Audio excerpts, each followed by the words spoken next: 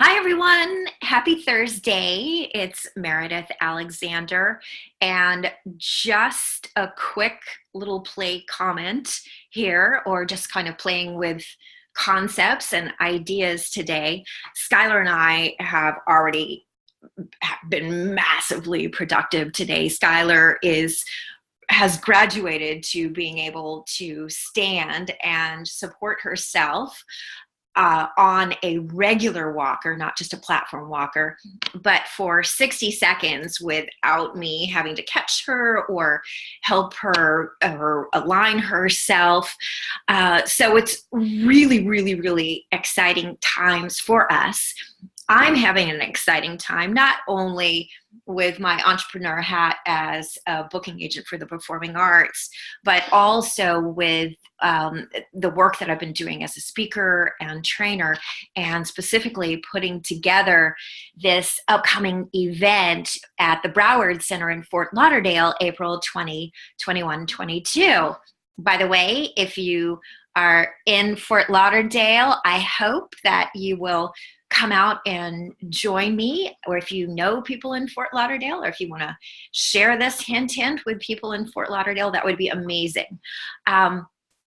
So one of the coolest aspects of putting this together is that I have been able to go back and really ask myself some questions, because I think that so much of our quality of life is the questions that we ask ourselves, and how willing are we to continue to be open and to continue to learn and continue to evolve and continue to let things in.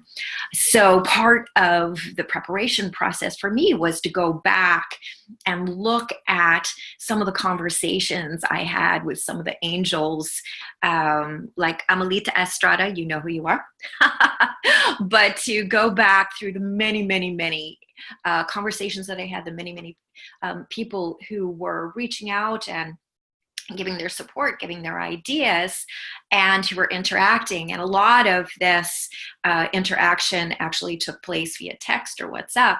So I'm fortunate enough to be able to have actually written documentation.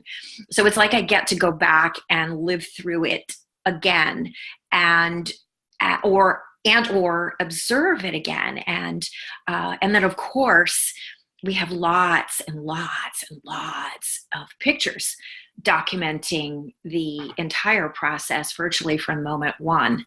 That is a little aside that I think I'll go ahead and go down that road right here, because it is so telling about our mindset.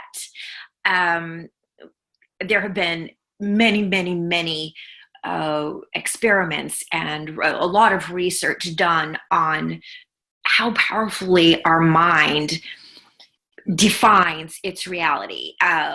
If you want to entertain yourself, go and look on YouTube, and there is literally an experiment done many, many different times, but basically, I may have mentioned it before, but it's it's a fake arm experiment. So in this experiment, the person who's doing the research actually creates a visual illusion of the person who the experiment is being done upon, to believe that this rubber arm is really there. And it does not take long for the person's mind to genuinely buy into the belief that this obviously fake rubber arm is the real arm that is attached to their body. So anything that threatens to be done to this rubber arm becomes very alarming to the real mind. And it's uncanny to see, because logically, rationally, of course, we all know that a rubber arm is a rubber arm. It's not ours. And yet, if we allow our minds to go there, our minds can believe almost anything and everything, which can be a very troublesome thing if we don't program it with the right information.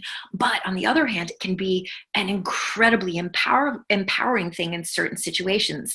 So part of my process was to go back and look at some of the photos. And we do have some photos of Skylar within the first day of the ICU.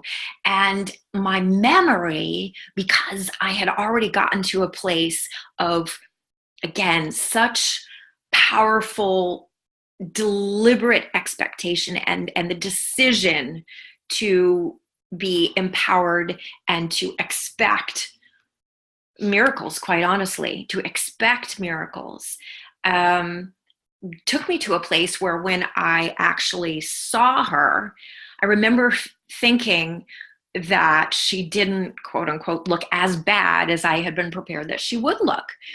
And I remember seeing more of the China doll aspects, a very peaceful, lots, it was very calming to me, I guess, not what you would expect of a mother looking at her child in the ICU. I was just so confident.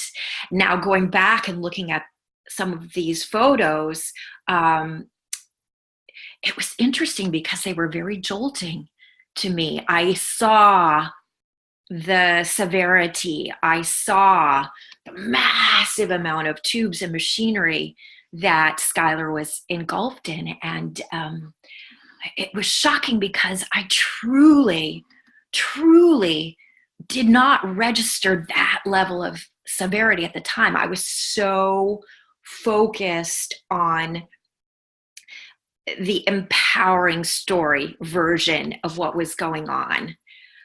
So how does that connect to, again, a lot of the conversations that we're having?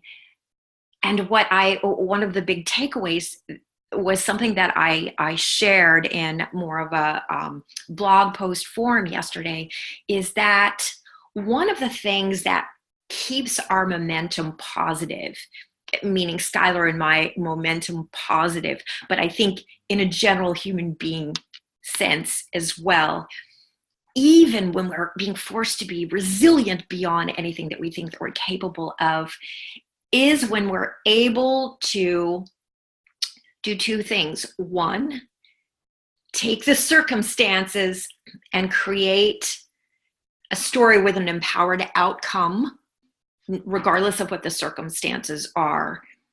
And then two, kind of manage the expectations / goals that we set right in that moment.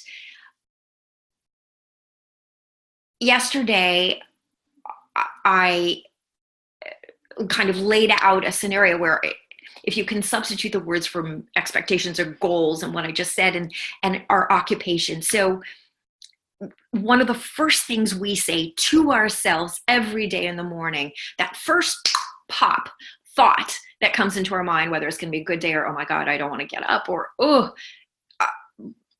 that tells tremendously and that shapes tremendously. So when we, and Skylar and I do this in our own way and have been doing this before the accident, when we can start the day with more of being occupied with how can we create the very best version of ourselves today? How can, whatever circumstance we encounter, what piece in the puzzle is this toward making us the best version of ourselves? And if you play with this idea, at least our experience has been that it's incredibly empowering, because it's one thing to say, I want to be something. I want to be a fill in the blank. I want to be a speaker. I want to be a millionaire.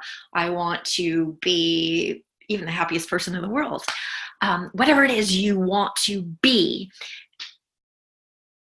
Inevitably, what it kind of does is it's almost like a tree in the wilderness scenario. If the tree accomplishes something, or if the tree falls down, but no one's there to hear it, doesn't really happen. So when we set ourselves up to say, I want to be a speaker, or I want to be a rock star, or I want to be a wildly successful business person, it's almost as if someone else has to recognize and check off that we've actually gotten there.